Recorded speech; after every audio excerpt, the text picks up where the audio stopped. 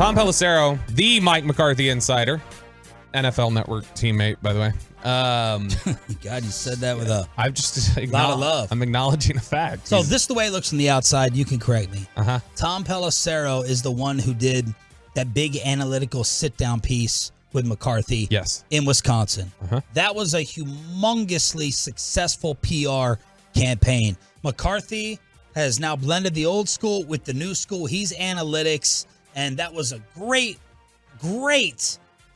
impact for him towards the positive. Yeah, great propaganda campaign. Great propaganda campaign. So then it makes me think McCarthy is going to owe Pelissero all the stories moving forward. Pelissero's like, we're going to do this NFL Network feature on you. Yeah. And this is going to be great for you. And then in exchange, McCarthy hooks him up with the info. And by the way, we shouldn't be killing Pelissero because if you get that type of hookup, any of us would kill to have that relationship. And to McCarthy and Brian Windhorst had it with LeBron, and Jay Glazer has it with everyone. So, I mean, it's good. It's great for Pelissero that he is. I think it's important for the Totals to know, though, because a lot of people, you're not going to know the hell Tom Pelissero is. When you hear his name or see him on the NFL Network, I think, outside perspective, I think that's McCarthy's guy. So if he's saying it, I'm taking it a lot more serious because he did that piece. They did that piece for Mike. Mike covered the Packers for a Milwaukee paper while Mike was there. Tom covered the Packers for a Milwaukee paper while Mike was there for several years. Stayed in the division covering the Vikings, so still had interaction, things like that. This is not anything where it's like, this has been said or that I know this for a fact. But guys, when Pelissero's on the TV talking about, talking to sources over there, they were smashing watermelons in the team meeting yesterday. I mean, you can put two and two together. So whenever you hear Tom Pelissero talk about the Cowboys, it is important to sit up and listen because he's going to have pretty strong information about what he's saying and what he's speaking on. So yesterday, this was Tom Pelissero, the first cut here, Peyton. Tom Pelissero just giving a glowing review of Dallas's roster makeup for the 2023 season. Mike wants balance, but he wants to build through the draft. For them to execute two significant trades in one offseason and not give up that much, I think was really important for them. To bring in Stephon Gilmore, who's still playing at a high level, he wanted to get to a place that he had an opportunity to win, burnish his legacy, show that he can still perform at a high level. The Colts are going to be in transition. Chris Ballard was willing to work with Gilmore. Trades him to Dallas for, I believe it was a fifth-round comp pick. You now have him opposite Trayvon Diggs. You get Brandon Cooks also on the cheap, who you now are able to plug into a really talented wide receiver core where you hope Michael Gallup is a year better. Now that he's a year further removed from the ACL. Obviously, CeeDee Lamb is a really good young player.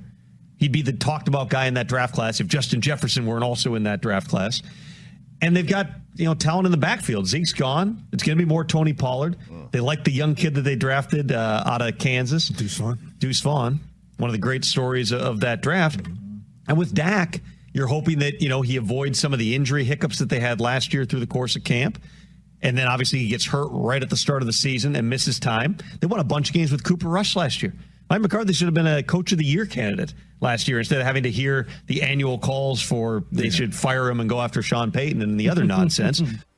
So when you hear that, again, when Tom speaks, think McCarthy. So McCarthy, it sounds like, wants to make sure that they're working Dak properly throughout training camp. Don't want to run into the injury bug. Expecting Michael Gallup to bounce back.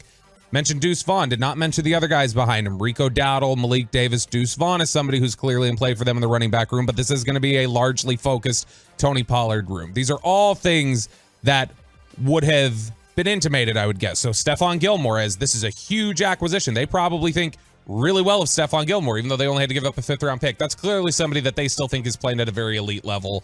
And so positive stuff there from Tom Pelissero. The next clip here. How's this Cowboys offense going to look now that Mike McCarthy's calling the plays? Mike, as a play caller, is one of the best in the NFL. He's got the track record to show that. Regardless who the quarterbacks have been, you look at the productivity, you look at the games that they've won, you look at the number of different pieces that came through Green Bay over the years.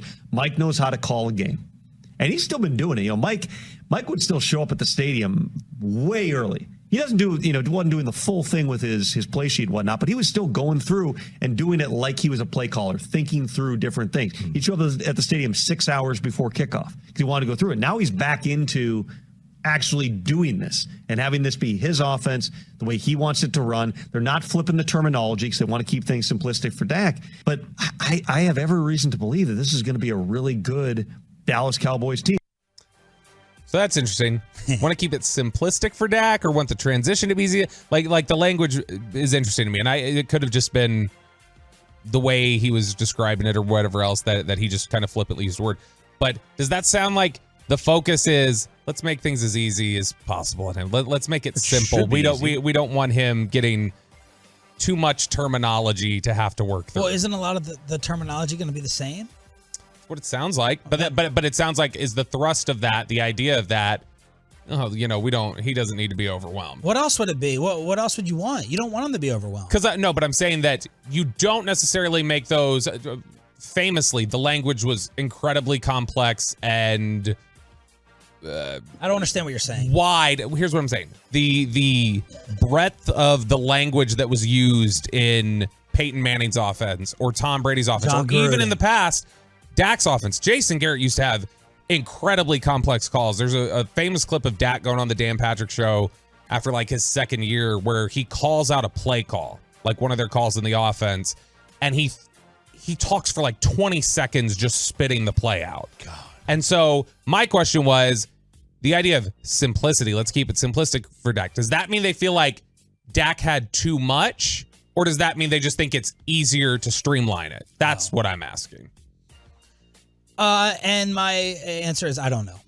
What's the third clip? I have no idea. The third clip, this running back room, which is, you just heard Tom Pelissero. They have the best roster in the NFL. It's 22 Pro Bowlers on both sides of the ball. So why would you even need Dalvin Cook? The question came up, would Dalvin Cook be in consideration for the Dallas Cowboys? The issue with Dalvin, it's going to be the money. The Cowboys have a lot of resources out there. They've got young guys they want to take care of. I don't see that being a fit. I think it makes perfect logical sense, but they drafted Deuce Vaughn for a reason. They do like Pollard.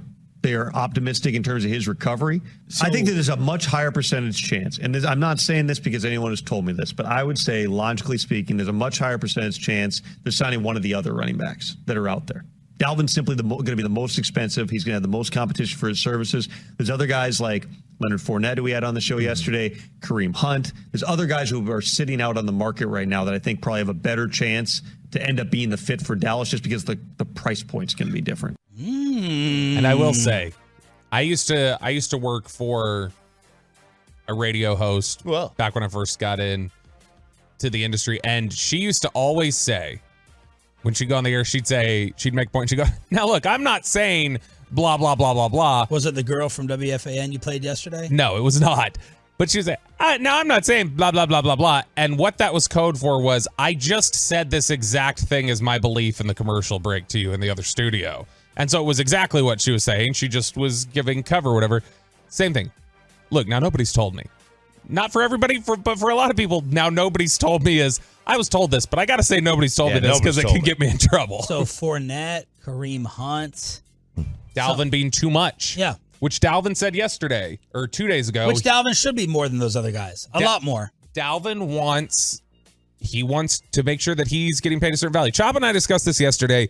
And I know we've touched on it a little bit in the last couple weeks. The PA is clearly getting in the ears of players and agents saying this position is in real jeopardy of just having no real financial considerations into the future.